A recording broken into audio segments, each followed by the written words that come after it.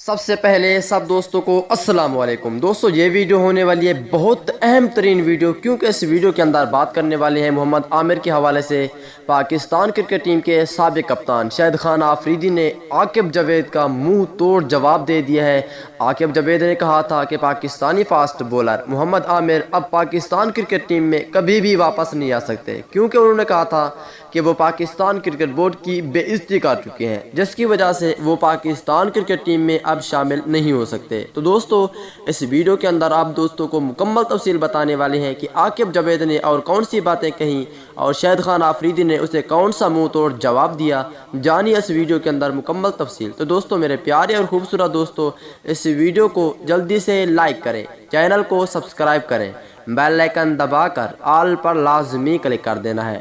تو دوستو بڑھتے ہیں ویڈیو کی جانب۔ اس سے پہلے ایک پیارا سا کمنٹس بھی لازمی کریں محمد عامر کے حوالے سے۔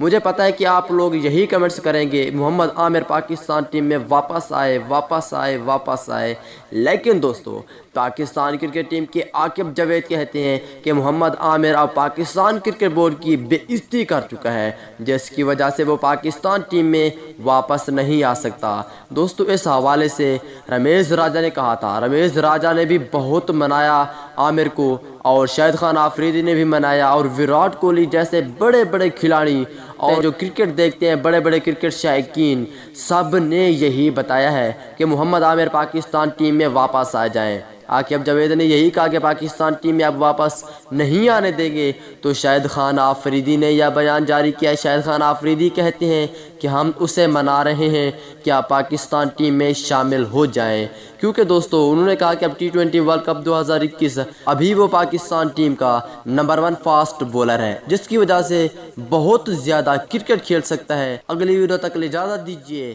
اللہ حافظ۔